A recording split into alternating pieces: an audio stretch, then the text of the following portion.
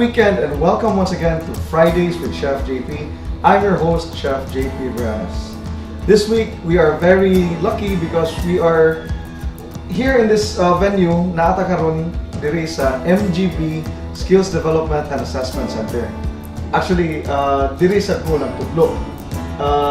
Part-time teacher mo ko aside sa akong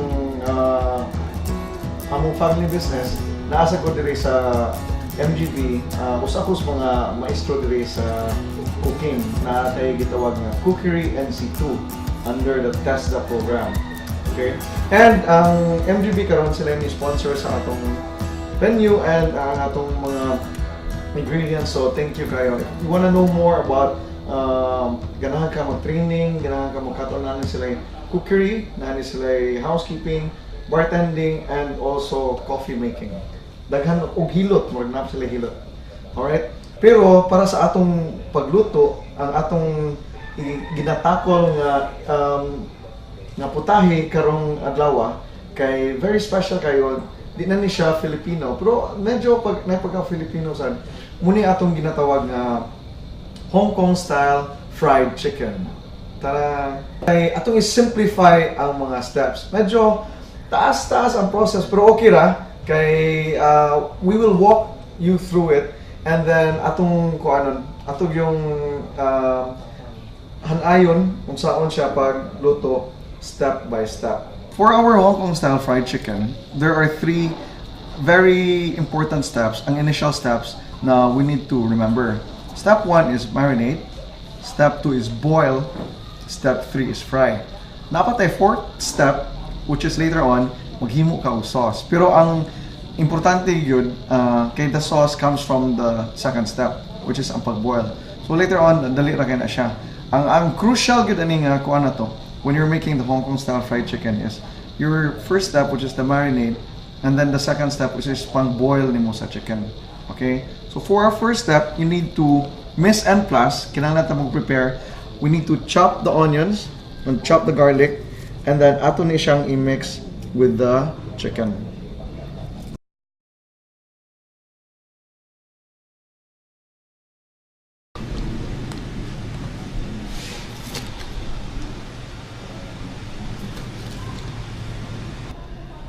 Slicing and dicing your spices, kining atong onions, garlic, ato ning slice on daan, ato ning i-chop daan. Muna ginatawag na to nga miss and plus. Kung magluto ka, importante jud kayo siya nga mag-miss and plus ka para ditso-ditso na ang imong pagluto. So, atong gi-miss and plus, atong gi-chop, atong onions, na atay gitawag nga julienne cut, and then na atay gitawag nga brunoise cut, which is gagmay kayo. Atong garlic, atong gi small cubes also. Okay, that's also called brunoise. Alright, so kani siya, ato ni siyang igamit for step 1. Step 1 is marinate. So atong i-marinate ang atong manok. Siguro the marination process will take 10 to 15 minutes.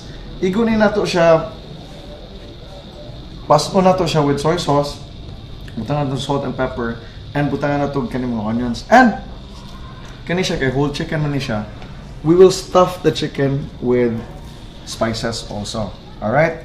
So, step 1 in marinating the chicken is you stuff it first, okay? So, well, obviously, kinanglan yun na nimo, what do you call this, limpyuhan. So, kani, gilimpyuhan na ni nato. Then, ready na ni siya for preparation. We stuffed it with green onions or what we call sibuyas dahonan. Now, I prefer the stem, ang part nga asa gikan ng roots, kana siya. Muna siya ang nindot nga kuan na diha ang humot. Okay? So ako nang pilion muna akong isud dito sa iyang cavity. Okay? The inside of the chicken is called the cavity, and we will put there the onions, the garlic, and the spring onions. Okay? Ang julienne style nga cut or ang vertical slice cut, diri na to ibutang. And ang garlic diri sad. Okay. Alright. Now, sa inyong balay, you have optional ingredients which is bay leaf and peppercorn. Okay? Right now, we're not using that. It's okay. Kay naaman tayo gitawag nga ngoyong powder. Okay? Pero if you want to use bay leaf and peppercorn, you stuff it in there. That's okay. That's fine as well. Lamig gihapon sa na siya. So, nananda diha, imong ituwad ang chicken. Yung balihon. Nice and easy. Ibutangan mo diha. Ipahimutan mo diha. Unya na ang stuffing diha. Pwede na dahil nimo butangan og salt. Okay? So,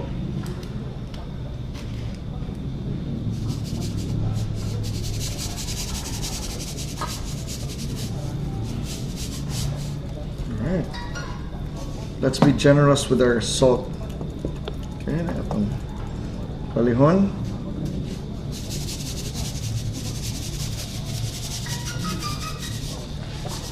Yes.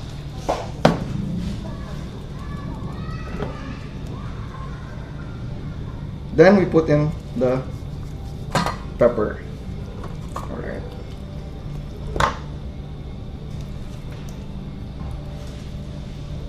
Don't be afraid to get your hands dirty. Okay na, natural na. Mugin na ang kinabuhi sa kusinero. Mahugaw gid na. Or problema kay mahina tayo human.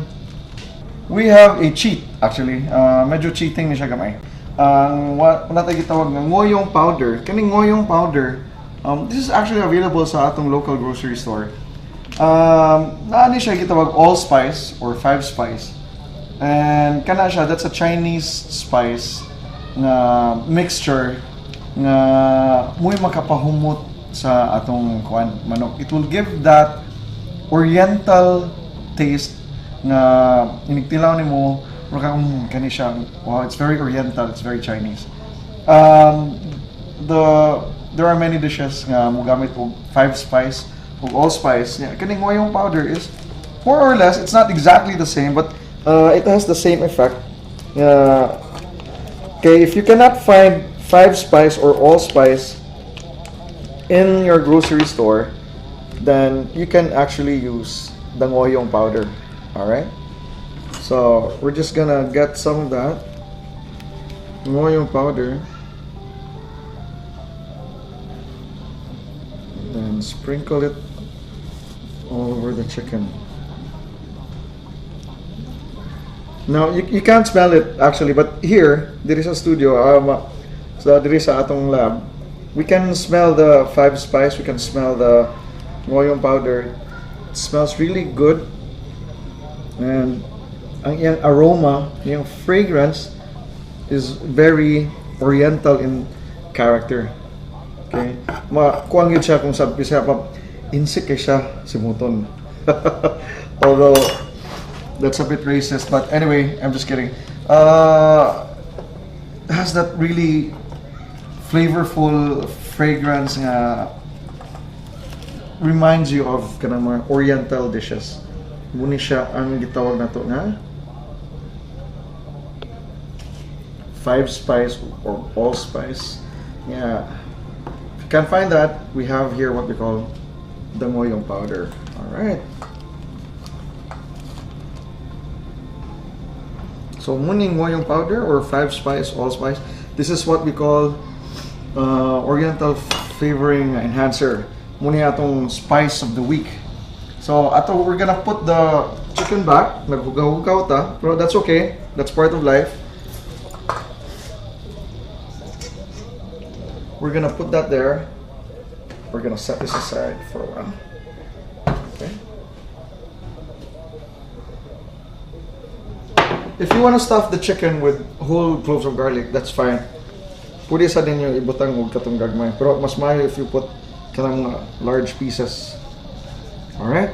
So, karon nana nato gi-rub ang spices. So, gi-rub nato ang chicken with the spices. We have salt and pepper and dangoyong sauce. Alright? Now, next is we put in the liquid. Okay? Ang liquid nga marinade. So, pwede tamang butang og soy sauce. Alright. So, mas maayo gud nga mo-invest ta og mga tools sama sa kaning atong ginatawag nga paintbrush, okay? Or food brush.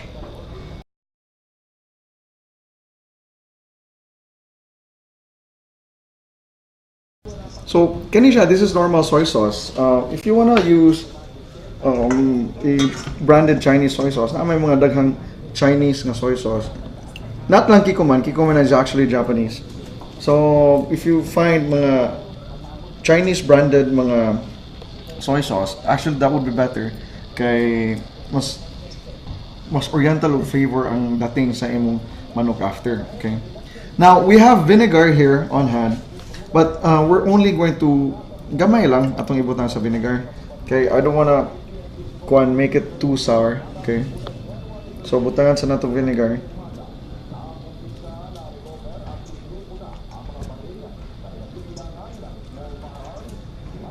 Yeah, gibali na natong chicken. We're going to turn it around again, and then we're just gonna put a bit of vinegar there. All right.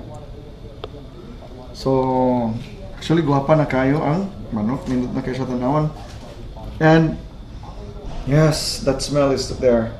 Ang atong buhaton ani is ganahan ta nga mo suop gyud ang kahumot o ang kalami sa iyang mga ingredients dito mo pahid gyud siya sa manok. So, ato ni siyang ibilin diri for siguro 10 to 15 minutes.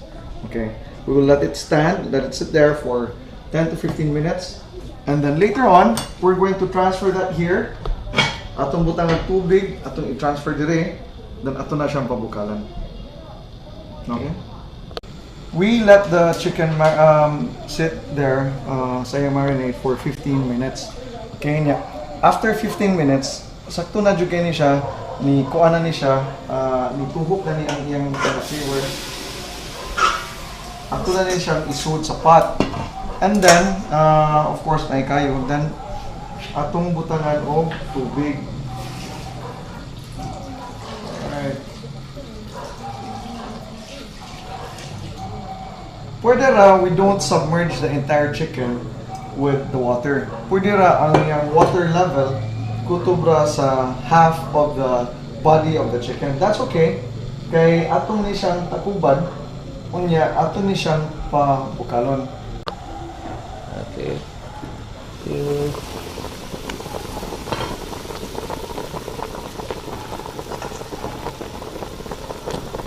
After 5 minutes, actually, umabot na ni siya 5 minutes, ni kuha na siya, ato na ning pahinayan na dayon. Itong pahinayan ang kayo, para instead of boiling, mo simmer na siya. Okay, so itong ipahinayan. And then, what we can do is, pwede na to ibali ang manok. Okay? So, atong balihon ang manok para maluto sad evenly ang ikas nga side. Alright.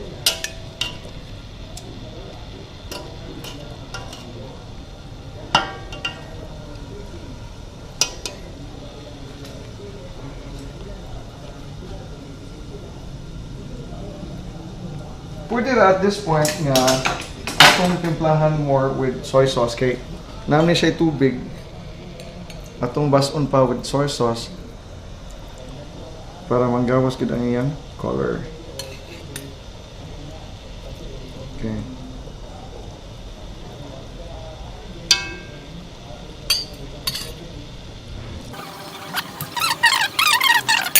Atong balihon for the second time ang manok. Okay.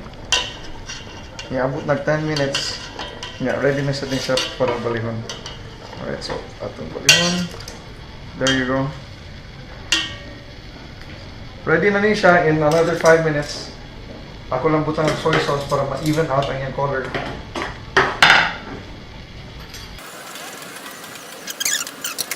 So, muto no atong ibali ang chicken. Atong ibali twice. Yeah, after 15 minutes, 5 minutes, ibali. Nalang 5 minutes, ibali. Then, another 5 minutes. Okay, so, karon ready na ni siya para i-fry. Atong buhaton is, atong initon ang iyang pan. Kani atong ning initon. Kani siya atong ning pagmon. Okay, we'll take it out from the heat. Wow. It smells really good. Okay. So, ato lang taguban para mo retain ang iyang heat. Yeah, on this side of our stove, atong giandam mo tayo gitawag na ito na wok or kalaha. Ato ni siyang initon, then putanganin nato siya oil, kay atong i-transfer ang atong manok dire. Alright? So, once mo init na siya, painiton gini mo, then ayahan nato butangan ng oil. Okay. Then, initon na siya.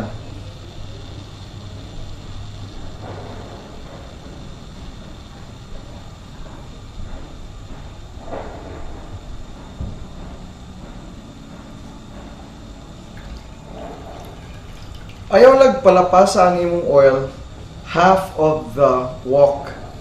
Kay inigbutang nimo sa manok, mo spill niya ang oil and you don't want that to happen. Niya ato sa gini siyang initon before nato ibutang ang chicken. So we wait for siguro mga 3 to 5 minutes before na siya mo init properly.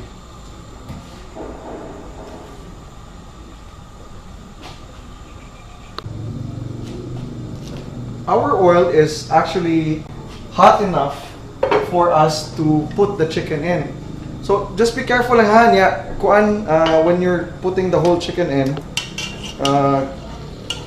May tendency nga mo isik ang oil, so careful lang yun ka.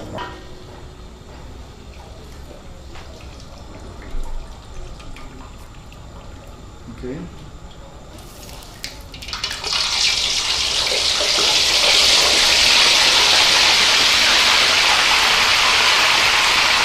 Don't worry, kanang iyang pagbula kung mayo, eventually, once ma-sugo na ang luto ang ano, simmer down sa na siya ang iyang pagbukal.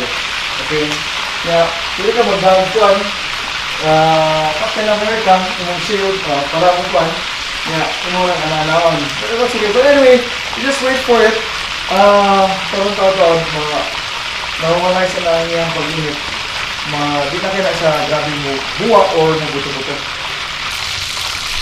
5 to 7 minutes later, ang atong lower portion sa manok, ready na siya, nagluto na siya, ato na sa siyang balihon.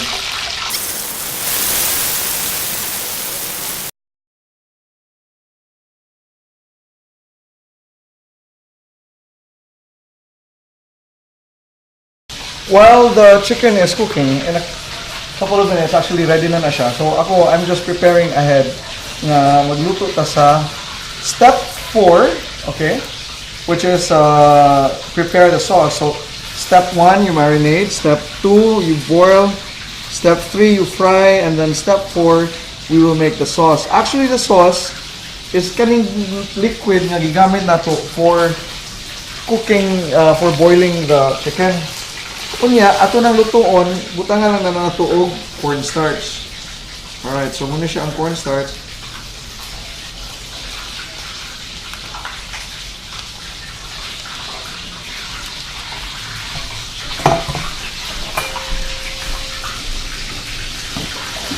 Mix that with water, and then we're going to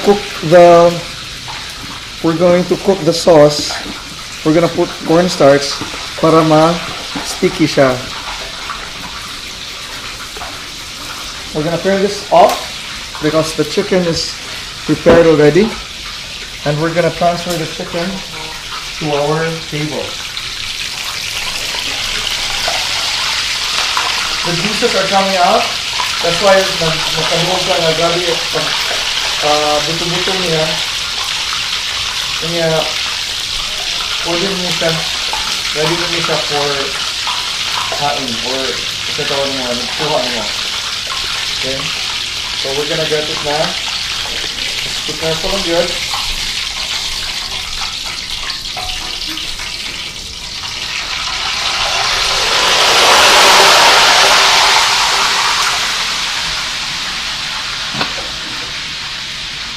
Right. So we're gonna let the chicken rest there. Kay medyo init pa kayo na siya tanan. If init pa kayo siya, or init pa siya, you cannot slice it. Okay? Kinahanglan ka magbuhat ang mahitabuan na niya, mabongkag na siya, matod pa sa akong amigong Amerikano.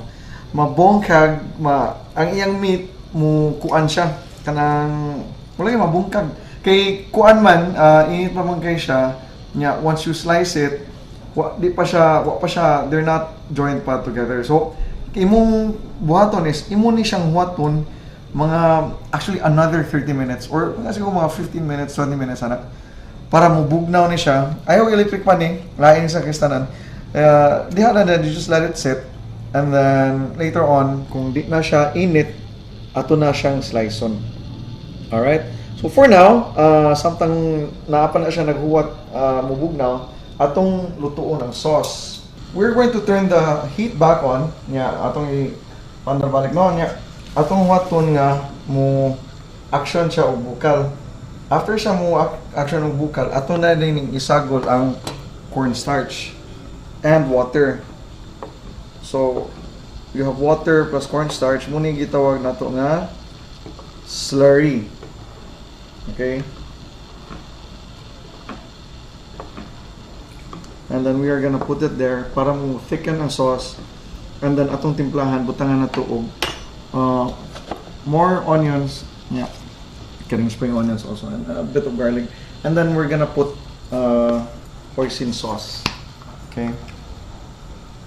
Yes, hoisin sauce is a Chinese ingredient. It's a Chinese sauce that is usually mixed with mga roast or mga fried dishes para pahimuan siya og sauce.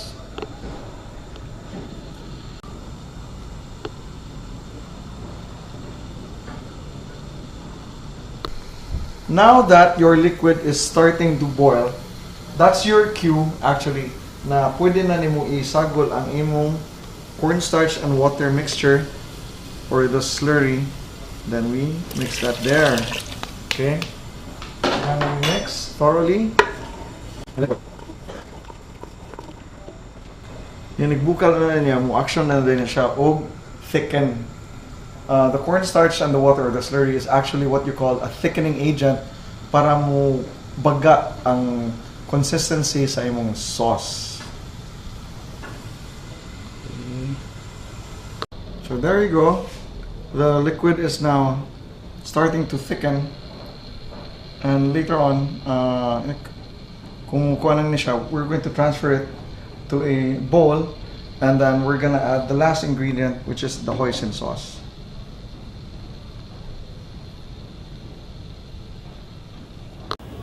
"30 minutes have passed, and our chicken is actually now ready to be sliced. We are now going to serve this. The trick to serving your chicken is which parts you should emphasize in your slicing. So we're gonna slice this into 12 parts. All right. First, you're gonna do is slice it half from the middle. Okay.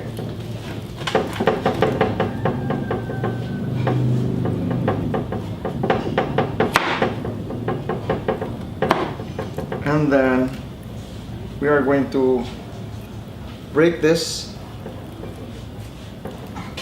here.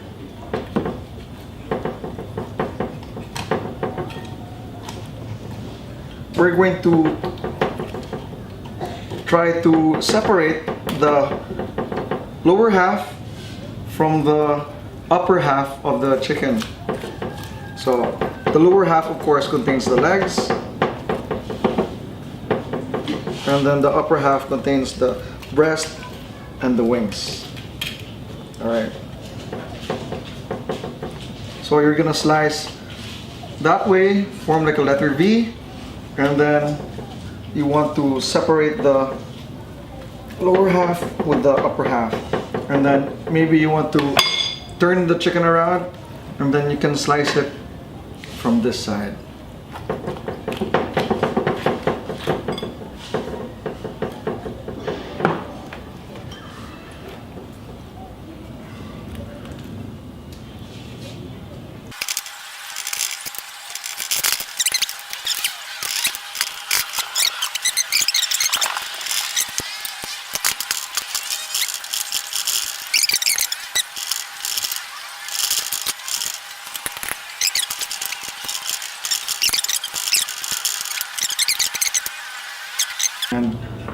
Voila, that's your chicken already. Okay? And then you can serve it with your sauce, or you can pour the sauce over. Alright? In the restaurants, actually, they serve it like this, so that the guests will be the ones to take out the piece and then put the sauce for themselves. Now, here we have sesame oil. You can put just 1 teaspoon into your sauce to put that added flavor. All right. So I hope you enjoyed our show, and I hope you can do this at home. And we'll see you again next week. Thank you for watching Fridays with Chef JP.